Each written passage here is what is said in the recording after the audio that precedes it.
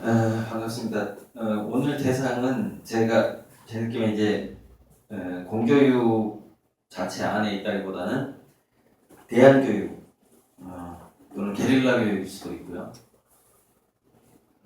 공교육 바로 옆에서 뭔가 부족한 점을 보완해 주시는 분들, 일단 이렇게 컨셉을 잡고 있습니다. 이러면서 제가 이제 특허하고 현대 경제 전쟁, 특허 전쟁의 그 동향을 살피는 책을 쓸 때 그게 이제 이런 책들이죠. 이런 게 있어요. 컴퓨터 인터넷이 들어오기 전, 즉 3차 산업혁명 이전에는 아무래도 우리가 만질 수 있는 거, 자원, 물질의 가치가 굉장히 컸어요. 먹을 수 있는 거, 곡물. 그러다가 연결의 가치가 중요해지기 시작한 거죠. 연결. 컴퓨터와 인터넷이 들어오면서. 근데 그 무렵에 지금 현재 페이스북, 아마존, 구글 같은 회사가 이제 앞으로 다가오는 그래서 우리 터미네이터 영화 같은 거 보면 스카이넷이라고 그래가지고 아이로봇 봐도 인공지능 로봇을 판매하는 거대한 회사가 나오잖아요. 그래서 그 거대한 회사는 제 생각에는 구글하고 테슬라, 아마존, 페이스북 이런 회사들이 결국 합병하게 될 가능성이 많다라고 보고 있거든요. 그 회사들이 합병을 하게 되면 이제 그 거대한 회사가 되는 겁니다. 근데 그 회사들이 어떻게 그 기존에 현대자동차 같은 이런 어떤 30년 정도 된 거대한 기업들이 있었는데 전 세계적으로 GM이라든가 포드 이런 회사 그런 회사들을 이길 수 있었던 거는 그 연결성을 갖게 되면서부터 이길 수 있었다고 볼 수 있어요. 그리고 연결성하고 또 하나는 창의성이죠. 창의성하고 연결성. 그럼 기존의 회사들은 왜 예를 들어서 이런 거죠. 마우스라는 거 하고 PC 스티브 잡스가 개발했다고 알려져 있는 윈도우, 마우스, PC 이런 것들이 원래 제록스에 있었던 기술이에요. 거대 기업에 있었던 기술이거든요. 그 다음에 스티브 잡스가 스마트폰을 출시하기 전부터 노키아에서는 스마트폰을 빨리 내야 된다라고 주장하는 사람들이 많았었어요. 결국 그걸 안 해가지고 노키아가 해체됐죠. 그리고 최초의 스마트폰은 1980년대에 나왔어요. 그러니까 뭐냐면 이런 것 같아요. 사람들은 최초의 아이디어가 언제 누구한테 나왔느냐가 중요한 게 아니라 이 세상은 그것을 보는 눈, 그 다음에 그 새로운 아이디어를 보는 눈과 그걸 얼마나 믿는가에 대한 신념 같은 거, 그게 사실은 더 좀 강력하죠. 강력한 영향을 미쳐왔어요, 지금까지. 그런데 이런 겁니다. 어느 정도 4차 산업혁명의 큰 흐름은 이미 좀 결정이 된 것 같아요. 그러니까 스위스에서 조사한 바에 의하면 우리나라는 4차 산업혁명 지수가 25등이에요. 25등. 전 세계에서. 근데 놀랍게도 중국이 5등입니다. 중국이 5등이고, 그러니까 우리는 중국보다 20등이나 더 뒤쳐져 있어요. 4차 산업혁명에서. 그거는 특허를 봐도 알 수 있고, 현재 잘 나가는 중국 기업들을 봐도 알 수 있어요. 첨단 기업이 훨씬 많습니다. 전 세계적으로 잘 나가는 중국 기업이. 어쩌다 이렇게 됐을까요?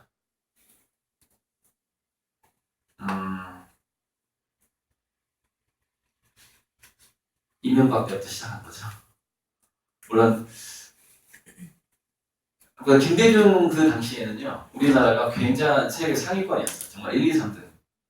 4차 산업혁명을 선도할 수 있는 그 정도. 그런데 다시 삽질을 하기 시작한 거죠.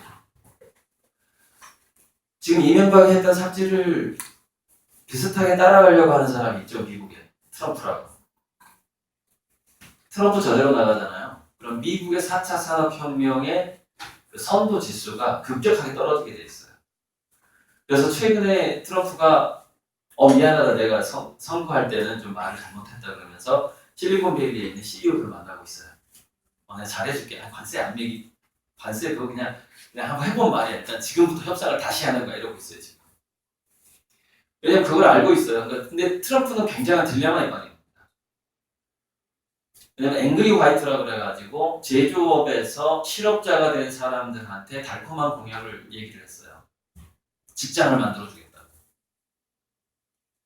그런데 그 사람들이 만든 것을 살 사람이 없어요. 미국에서 제조업을 다시 부흥시킨다고 해도 그 만든 걸 사줄 만한 여력이 있는 어떤 소비자 자체가 지금은 거의 없어요.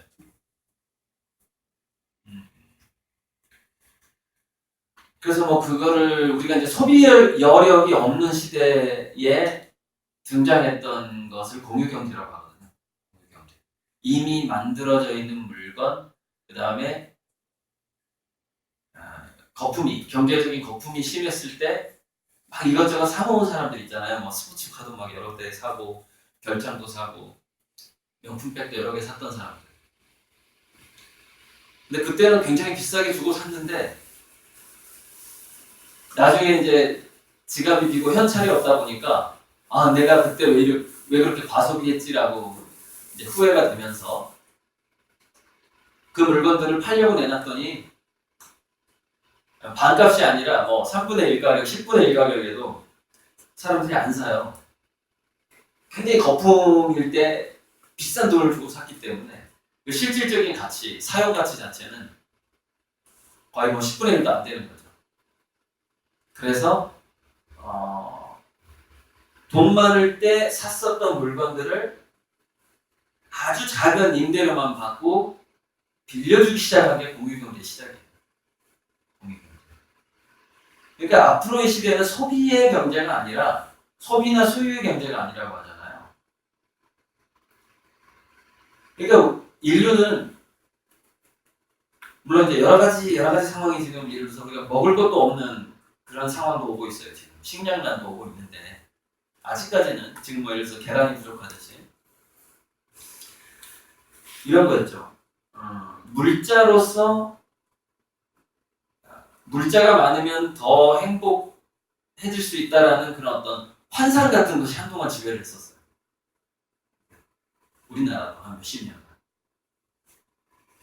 그래서 그 사람들이 지금 예를 들어서 부동산 아파트 같은 거를 여분을 여러 개 가지고 있다가 팔 수 있는 기회를 놓치고서 지금 하우스 푸어가 된 사람들도 많고, 그리고 팔 수가 없기 때문에 담보대출을 뺀 다음에 도망간 사람도 많고, 그래서 그것 때문에 이제 제 친구도 전세금을 날렸어요. 8천만 원을 날리고 시골로 내려갔는데, 그렇게 이제 건물은 돈은 날아가고 건물은 내 명의로 있는데 관리비 나가고 대출이자는 줄 수 없어가지고 신용불량자 되고, 이제 제 주변에 이런 사람들 되게 많아요.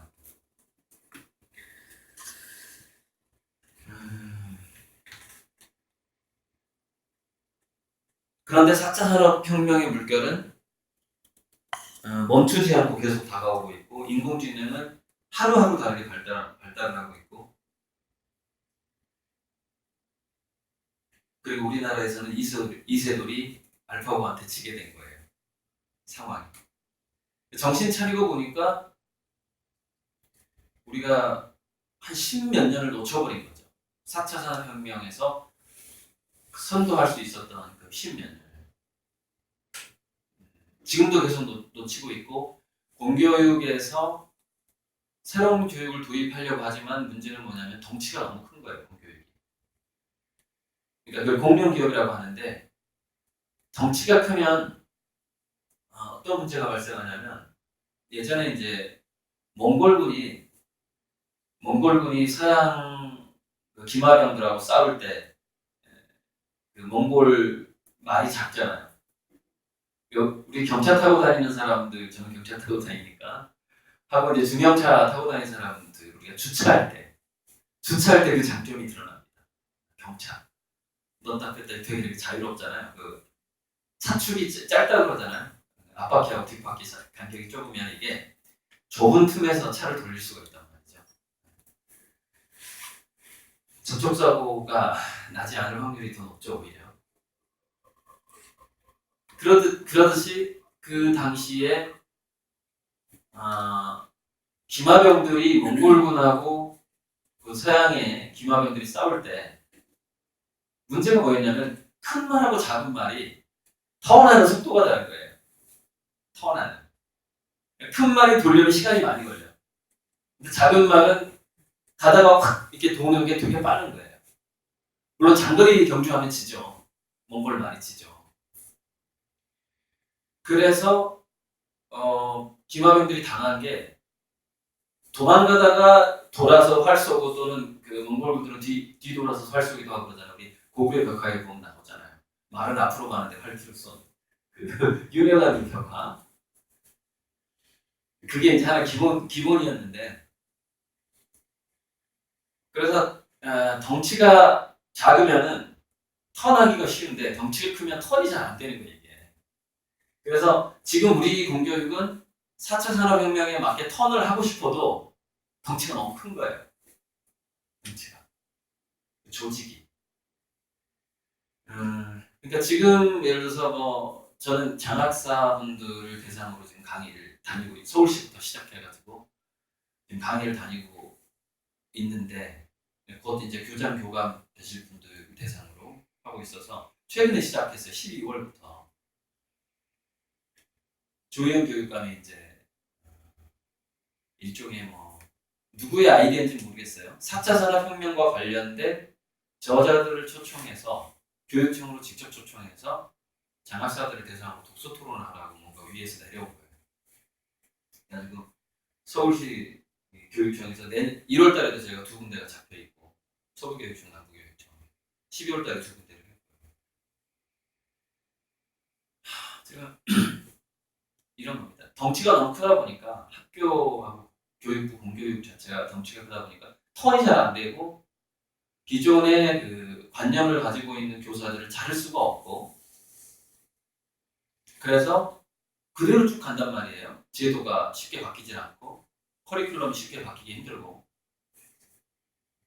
그대로 가면은 지금 상황이 어떤 상황이냐면 실업자 양성소가 되는 건데 공교육이 실업자 양성소가 되는 거예요. 그러니까 엘빈 토플러가 왜 2007년도에 했던 이야기 미래에 사라질 직업을 위해서 15시간씩 낭비하고 있다. 한국 학생들이 그 이야기. 근데 한국의 교육 시간이라는 것, 그 15시간이라는 것 자체가요. 사실은 교육 시간이라기보다는 관리하는 시간이에요. 아이들이 어디 나가서 사고 안 치게 교실 안에 가둬 놓는 그 기능이 훨씬 더 강해요.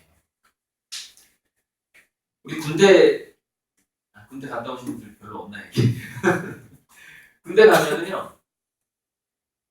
저는 이제 겨울에 추운 겨울에 그 강원도 양양 이제 주문진 하고 저기 속초 사이에 그 하교대수욕장이 보이는 거기 무슨 포대가 있었는데 1등병 때 이제 겨울을 맞이했는데 7월 군번이어가지고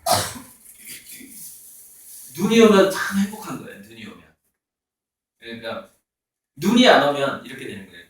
눈이 안 올 때는요. 2등병, 1등병, 상병, 병장에 이게 눈이 안 오잖아요. 그러면 확실한 계급 사회가 됩니다. 그러니까 병장은 이렇게 편하게 있고 상병은 1병하고 2병들 막 훈련시키고 우리는 막 벌 받고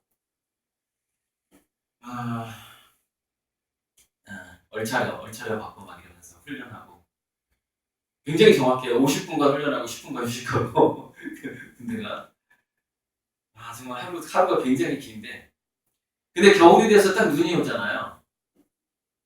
그럼 다 공평해지는 겁니다. 무슨 얘기냐? 다 눈을 치워야 돼요. 경찰도 눈을 치워야 되고 상병도 눈을 치워야 되고. 그러니까 왜 그러냐면은 이제 각 군대마다 이게 그 불도저가 없잖아요. 눈 치운 불도저가. 그게 장비가 많지 않아요. 그리고 혹시라도 눈이 왔을 때 전쟁이 나면은 자동차가 나가야 되잖아요. 그 전차도 나가야 되고 이제 포를 끄는 포차라고 그러는데 포차도 나가야 되고. 그러니까 진입로 확보가 너무 중요하기 때문에 눈이 왔을 때는 전투 훈련이 딱 중지가 됩니다. 계속 눈 치는 거예요. 그리고 밤에 잠을 못 자요. 쌓이면 치우기가 더 힘들어요. 그래서 눈이 내리면은 빗자루를 들고 계속 진입로를 쓰는 거예요. 계속 밤에 이렇게 돌아가면서.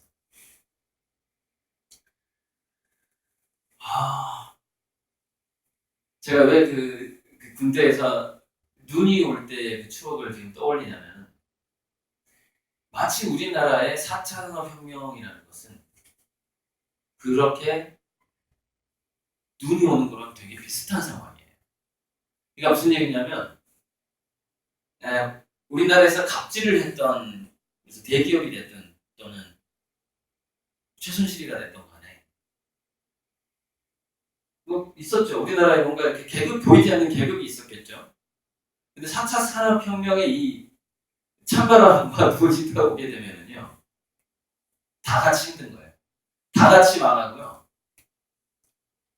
그러니까 저는 1등병의 입장에서는 그래서 눈 치우는 것도 굉장히 힘든데 갑질 당하는 것보다는 더 행복하더라고요. 눈 치우는 게.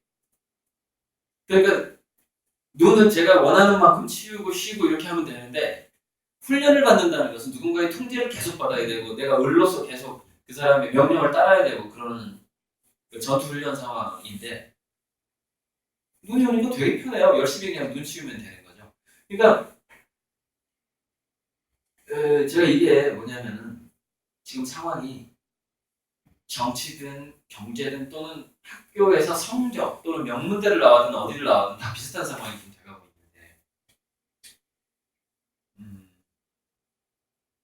그냥 다 지갑이 비게 될 거라는 거예요. 지금 상황 자체가. 그게 이제 4차 산업혁명의 시대. 예를 들어서 인공지능이 언어를 이해하는 측면도 인간에 거의 다 가까워졌고 그냥 이 어떤 도표 하나만 제가 보여드릴게요.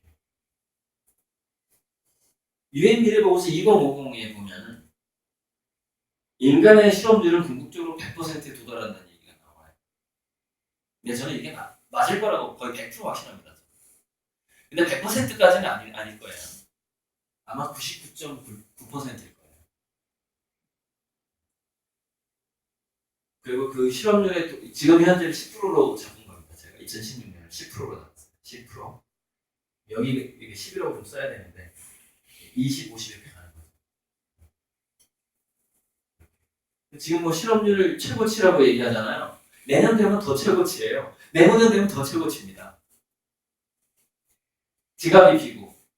그러니까 이제 이 우리나라는 찬바람과 이 눈이 오는 상황이기 때문에 더 이상 가불 병이 없어요. 단 어떤 사람은 있느냐? 한국을 빠져나가는 사람은 있어요. 지금 현재 챙긴 부를 가난해지는 이 나라에서 계속 내가 가지고 있다가는 나눠줘야 될 것 같은 거야. 안 되겠다. 이 돈 가지고 살기 좋은 나라로 아예 이민 가버리자. 네. 지금 이런 세력들이 있습니다. 그래서 최순실이 독일로 갔는지는 몰라요. 여기 있다가는 있는 것도 뺏기게 생긴 거야. 생각해보세요. 주변 사람들이 대부분 가난해져 간다고 생각해봐. 먹을 게 없어요. 그러면 범죄율이 올라가고 폭동이 날 가능성이 많거든요. 그럼 국가에서는 어떻게 해서든지 간에 뭔가 분배에 신경을 쓸 수밖에 없는 상황이고 그 상황이 오기 전에 도망가자는 거죠. 돈 가지고. 저는 우리나라에 그런 세력이 굉장히 많다고 봅니다. 해외 페이퍼 컴퍼니에 세금 안 내고 부를 빼돌리는 사람들이 상류층이 많고 다가오는 이 시대를 보고 있다고 보는 이미 알고 있는 거예요.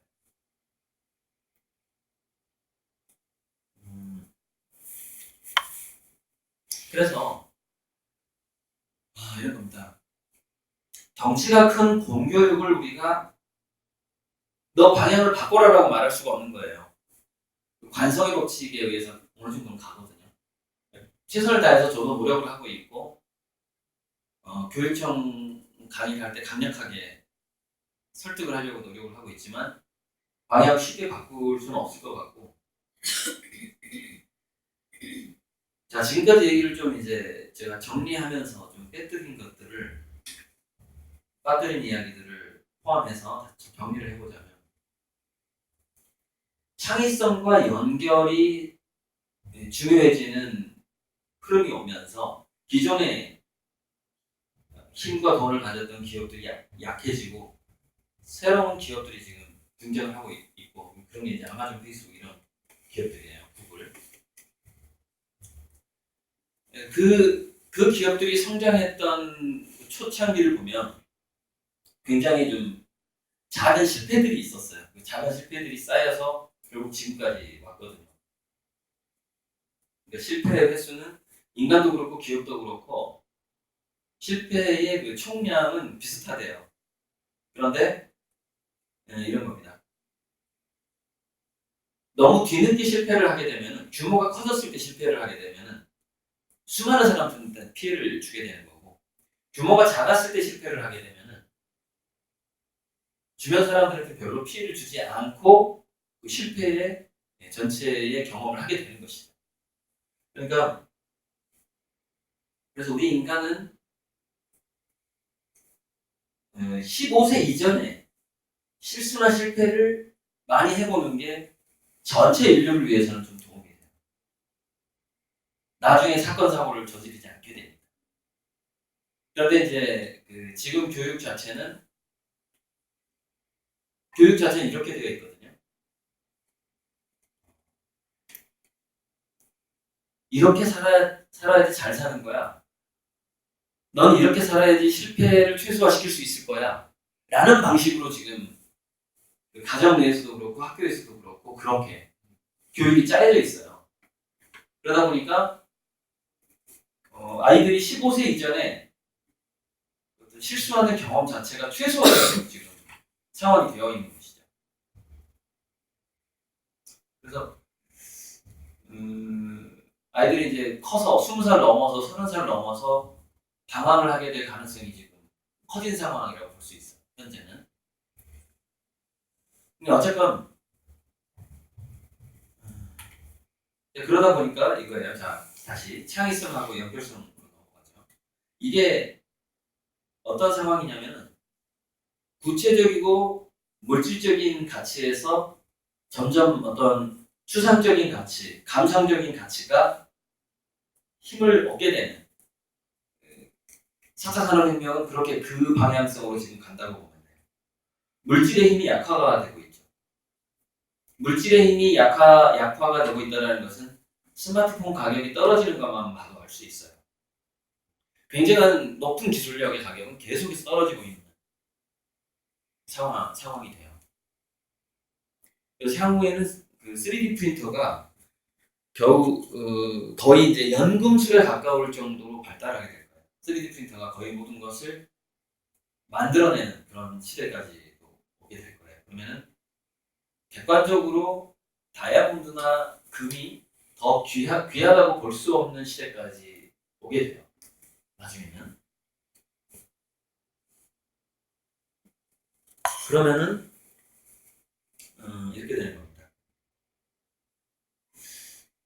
인간들은 뭔가 객관화된 기준으로 산다기보다는 추상적인 것은 주관적인 것이 확률이 높기 때문에 주관적인 행복 또는 주관적인 삶의 의미, 주관적인 성공의 의미 그런 어떤 다양성으로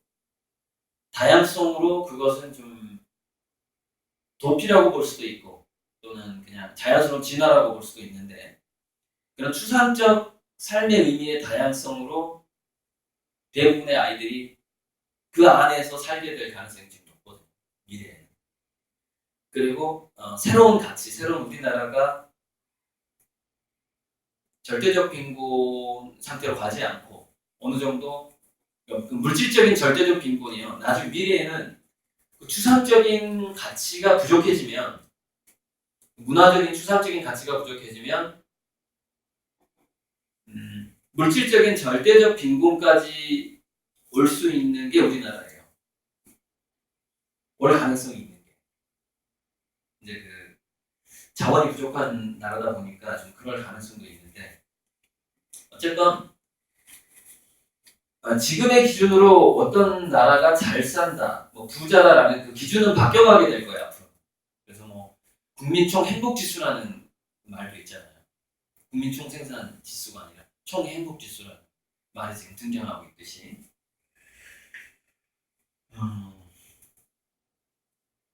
그래서 이런 거예요. 지금의 앞으로의 그 공교육의 변화 방향은 가급적이면은 뭐가 됐든지 간에 객관화를 하지 않는 방향으로 가야 된다고 저는 보는 거예요. 이제 그거를 요즘에는 맞춤 교육이라고 하는 건데, 근데 맞춤 교육이란 말도 좀 문제가 있어요. 맞춤 교육의 저변에는 뭐가 깔려 있냐면 지향점이 있어요. 그 아이를 위한 지향점이 아니라 전반적인 예를 들어서 학습 능력이라든가 뭔가 뭐 그런 게 있어요. 그래가지고 야 어떤 애는 진도가 느리니까 진도 느린 애는 느린 애한테 맞춰줘야 되고 빠른 애는 빠른 애로 손해 학습을 해야 되고 이게 있어요. 그러니까 맞춤 교육은 사실은 거기에 어떤 객관성이 어떤 객관화된 가치나 정해놓은 방향성이 없다라고 말하기 힘들어요. 그러니까 어떤 가치 기준에 있어서까지도 우리는 그것까지도 흔드는 그런 맞춤 교육의 시대로 들어가야 될 것 같아요. 한국. 그래야지 이제 아이들이 연결성은 계속 좋아지고 있어요. 연결성은. 그러니까 제가 아까 새로운 기업의 저력은 창의성하고 연결성이라고 말을 했는데 연결성은 우리가 거부해도 좋아질 수밖에 없어요. 연결성은. 그 증거 중에 하나가 지금 5G죠. 5G. 영어를 1초에 다운받을 수 있다는 거 아닙니까? 그리고 5G 시대는요. 4G하고 근본적으로 다른 게 있어요. 가상현실이 실시간으로 소통이 가능해요. 5G 시대. 그러니까 우리가 버그가 아니라 그걸 뭐라 그러죠? 좀 딜레이 되는 거? 버퍼링, 그렇지. 버퍼링이 없는 시대가 와버리는 거예요. 버퍼링이. 전 세계 어디서든지. 근데 그 버퍼링이 없는 수준이 이제 언젠가 미래에는 우리가 북극에 있는 사람과 3D 가상현실로 4D라고 할 수도 있어요. 4D.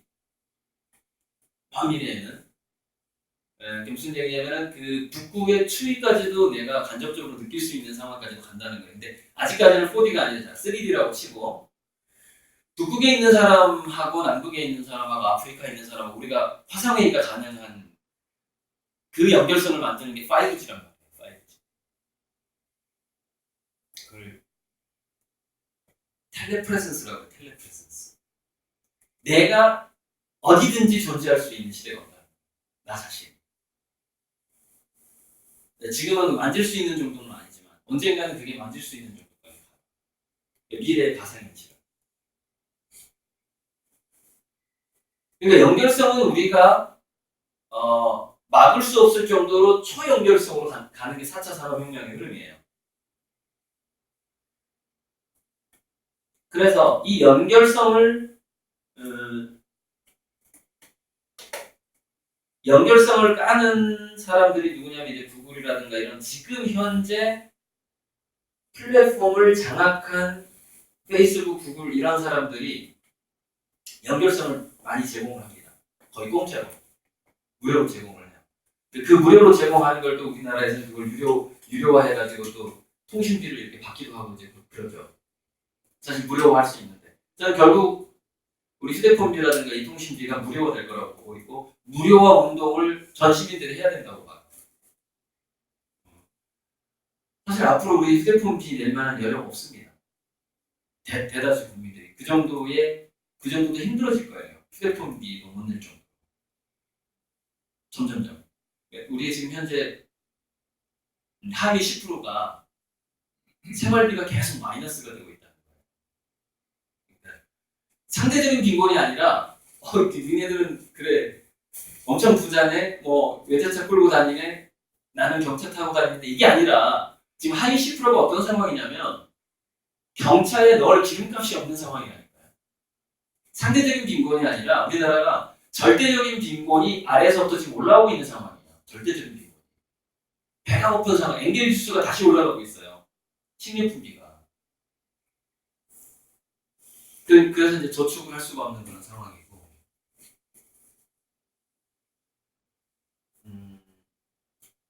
그래서 연결성은 이런 겁니다. 연결성의 비용을 아주 조금씩 받기 때문에 그 기업들이 전 세계를 상대로 하니까 아주 조금씩만 받아도 그 사람들은 부자가 되거든요. 훨씬 큰 부자가 되요. 아주 조금씩 받기 때문에 우리는 그냥 뭐 혜택을 보는 것 같아요. 혜택을 보는 것 같은데 문제는 이게 그 연결성이라는 것이 이렇게 보시면 돼요. 일종의 미세한 빨대 같은 거예요. 우리가 가지고 있는 어떤 부나 풍요로움이라든가 이런 것들을 조금씩 빼가는 구조라고 보면 돼요. 뿌리가 뻗어가지고 연결을 한 다음에 빼가는 그런 상황입니다. 그런데 역으로 그 연결성을 우리가 통로는 원웨이가 아니거든요. 통로가 생기게 되면 우리가 구글하고 아마존하고 페이스북이 가지고 있는 부를 우리가 오히려 땡겨올 수 있다는 얘기죠. 그걸 이용해가지고죠. 그 힘이 창의성에가 있다는 거예요. 유일하게. 그러니까 앞으로 4차 산업혁명의 창의성과 연결성 중에서 연결성 우리가 거부할 수 없다. 그렇다면 우리가 할 수 있는 건 뭐냐? 우리한테 꽂히는 빨대를 우리가 거부할 수 없다는 얘기예요. 5G가 편리하기 때문에 우리는 사용을 하게 되고 카카오톡을 하게 된단 말이에요. 공짜니까. 그래서 우리가 카카오톡 하는 것을 지금 누가 공부하고 있냐면 구글, 페이스북에 인공지능이 공부하고 있어요. 우리 한국에 이거는 뭐 저는 음모론이 아니라 저는 공부 안 하는 놈이 바보라고 생각해요. 무슨 얘기냐? 한국 국민들이 서로 소통하는 대화의 방식이라든가 우리의 정서, 우리의 문화를 그 인프라를 깔아주고 있는 인터넷 기업에서, 모바일 기업에서 그걸 인공지능하고 연결 안 시키면 그 놈이 바보라니까요. 그게 돈인데. 그 연결이 돈인데. 왓슨이, IBM의 인공지능 왓슨이 우리나라에 암센터에 들어왔잖아요. 암 진단을 하고 있고, 우리나라에서 암 진단을 할 때마다 그 환자의 모든 데이터를 인공지능이 공부를 하게 되어 있어요. 그리고 그 왓슨이 또 독거노인이나 환자들을 돌보는 북극의 북극곰이 잡아먹는 그 물범 새끼가 있어. 하얀색. 그 이름 까먹었는데 하얀색 물범 새끼 모양의 로봇이 있어요. 애완용 로봇인데 얘가 대화가 가능해요. 그리고 대화가 가능한 로봇이 지금 계속 깔리고 있어요. 근데 일본에서 먼저 깔리고 있거든요. 일본에서 페퍼라는 것도 대화가 가능한데, 예를 들어서 페퍼가 계속해서 지금 각 그 서비스 매장에 지금 진출을 하고 있는데, 그 페퍼란 그 매장에 들어오는 사람들이랑 대화를 나누는 것을 인공지능이 전부 공부를 하고 있습니다. 지능을 계속 높여가고 있죠. 인공지능은 이렇게 보시면 돼요. 학습 능력은 무한대인데 학습 데이터가 부족한 상황이에요. 그 학습 데이터가 뭐냐? 우리가 휴대폰 쓰는 거 다 그 학습 데이터예요. 인공지능. 그러니까 제가 아까 4차 산업혁명 시대의 연결성이라는 것은 우리한테 빨대가 꽂힌 상황이라고 얘기했잖아요. 우리는 못 느껴요, 사실 그게. 왜냐면 너무나 작은 가치이기 때문에 못 느끼는 거예요. 너무나 작은 콘텐츠 가치이기 때문에. 내가 나가는 걸 못 느껴요. 간접세랑 비슷한 거예요. 우리가 음료수 사 먹을 때 나가는 간접세랑 비슷해요. 느낄 수 없는 세금처럼 나가는 거예요. 그 가치가, 추상적인 가치가 나가는 거예요. 그래서 어쨌건 그런 식으로 지금 연결이 되고 있고 그 거대 4차 산업혁명을 주도하는 기업들이 가지고 있는 인공지능은 점점점 더 영리해지고 있어요. 그리고 걔네들을 영리해지게 만드는 역할을 우리가 하고 있는 거예요. 지금 현재 한국인들도 그 역할을 하고 있어요.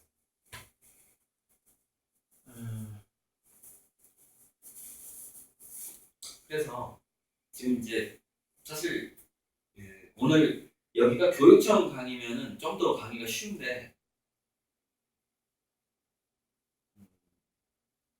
가정적인 교육 관련 단체다 보니까 이제 제가 좀 더 어려워요. 지금 전달하기 어려운데 이렇게 봐야 될 것 같아요. 뭐냐면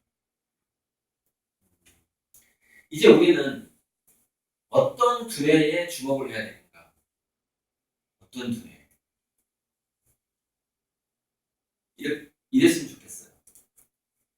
지금 현재 4차 산업혁명의 방향에 맞게 우리 공교육이 제도를 바꾸고 커리큘럼을 바꾸고 교사를 바꾸고 하면서 터득할 수가 없다면 지금 현재 공교육에서 잘 적응하지 못하는 애들이 있죠. 튕겨 나오는 애들이라든지 아니면 너무 똑똑하기 때문에 현재 공교육하고 안 맞는 애들도 있고 너무 느리기 때문에 안 맞는 애들도 있고 너무 특이하기 때문에 안 맞는 애들도 있고 그 일명 마지널맨이라고 그러는데 그 주변인들 우리 공교육 그 체계 내에서 그 주변 아이들이 있거든요. 그래서 그 아이들이 저는 희망이라고 보는 거예요. 그 아이들. 근데 공교육에 적응을 못하기 때문에 공교육이 거대한 실업자 양성소가 되어가는 이 상황에서 오히려 다양한 방향성을 가질 수 있고 그 아이들이. 그래서 이제 궁극적으로 그 대안학교 좀 굉장히 거대한 대안학교 운동이 우리나라에서 지금 일어나야 된다고 저는 봐요. 그러니까 덴마크라고 행복지수 1위인 나라에서 그 교육 다양성을 보장해주는 것을 예로 들 때 덴마크에는 나치 학교가 있다는 거예요. 나치. 히틀러의 후예라고 주장하는 교사들이 있는 학교도 있다는 거예요. 그것도 허용을 해준다는 거예요. 교육 다양성이라는 것이죠. 그러니까 그거를 뭐 우리나라로 좀 빗대어 본다면, 그러니까 우리 남한애가 뭐 예를 들어서 김일성 대학 부속 중학교가 있는 거랑 똑같은 거예요. 그 정도로 그 다양성을 허용해 주는 것이죠. 극단적인 예를 들었지만 그 정도가 허용이 될 정도. 그러면 이제 각종 뭐 사이비 종교 집단들도 막 대안학교 만들고 그러겠죠. 어쩔 수 없어요. 허용해 줘야 돼요. 제도적으로. 왜냐면 그런 부작용들을 그런 나쁜 대안학교를 허용해 줄 정도로 우리가 제도를 열어주지 않는다면 4차 산업혁명이 이 다양성이 창의성의 기반이기 때문에 그래요. 다양성이 없으면 창의성이 나오지 않아요. 그러니까 그걸 우리 방송 용어로는 또는 우리 그걸 케미라고 그러더라고. 케미스트리. 화학 반응이 일어나야 된다는 거예요. 화학 반응. 근데 이 화학 반응이라는 것은 다양성이 있었을 때만 일어나거든요. 그러니까 이런 거예요. 브로드웨이에서 성공한 뮤지컬은 어떤 식으로 성공을 했는가? 장기적으로 흥행하고 관객몰이를 많이 하는 성공한 뮤지컬이 처음에 탄생했던 또 공통점이 있지 않을까? 성공한 뮤지컬. 근데 공통점이 있다는 연구가 있어요. 그걸 큐지수라고 부르는 건데, 큐지수라는 건 뭐냐면은 소규모 집단은 굉장히 소통이 잘 되고 협력이 잘 돼요. 그런데 예를 들어서 이 소그룹이 여러 개 팀이 모였을 때는 서로 굉장히 이질적인 거예요. 그러니까 싸우게 되죠. 뮤지컬의 전체 방향성을 놓고 이리 가야 된다 저리 가야 된다라고 굉장한 토론이 일어나는 겁니다. 그러니까 잘 협력이 되는 소집단과 그 소집단과 소집단이 모였을 때는 너무나 색이 이게 다양해야 되고 달라야 되는 거죠. 그리고 그 어떤 혼돈, 그 어떤 토론을 통한 어떤 투쟁 같은 거, 그것을 겪은 뮤지컬만 흥행을 하더라는 거예요. 그러니까 다양성을 허용했기 때문에 맞이하게 되는 혼돈이 있단 말이에요. 갈등이 있어요. 근데 그걸 허용하지 않으면은 어떤 공감, 전 세계인들의 공감을 이끌어내는 그런 콘텐츠가 안 나오는 거예요.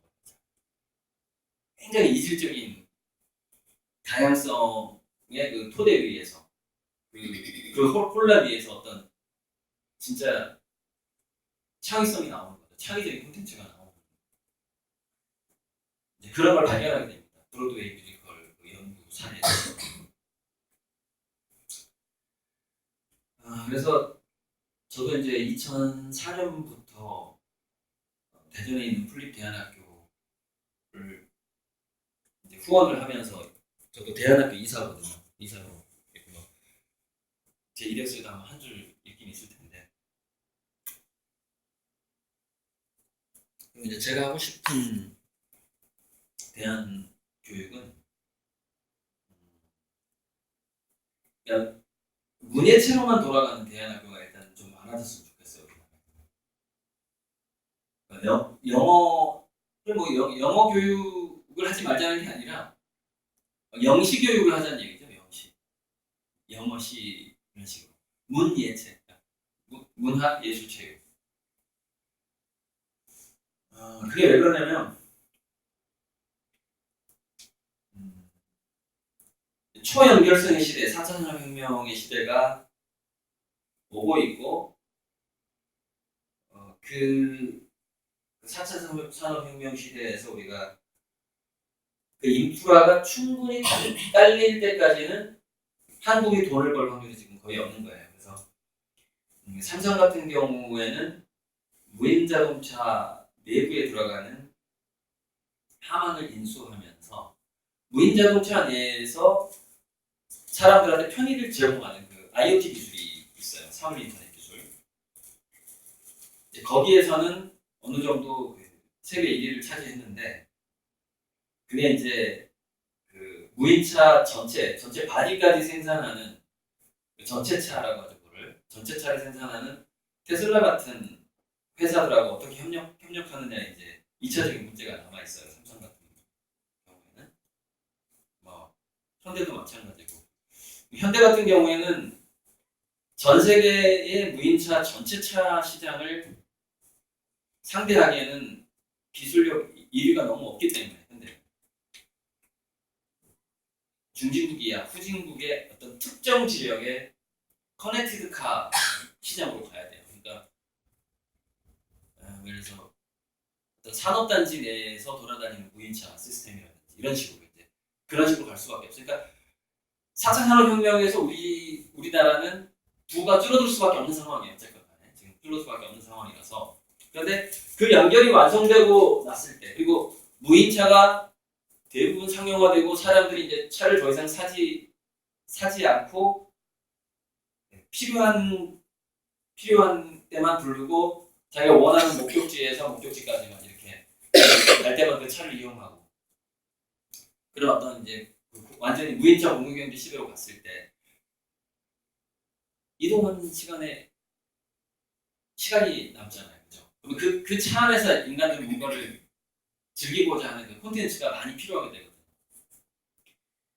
그러니까 초연결성의 인프라가 이미 깔렸다라고 가정을 하고 그 안에서 사람들에게 어떤 다양한 문화의 가치 같은 거를 줄 수 있는 그런 창의성이 풍부한 교육이 지금 빨리 들어가야 된다라고 보는 거죠. 한국은. 그렇게 되면은 한 30년에서 40년 후쯤에는 30년 정도 불황은 이제 어쩔 수 없이 우리가 잘 건너가야 돼요. 잘 건너가야 되고 그 불황 30년 불황을 잘 건너갔을 때는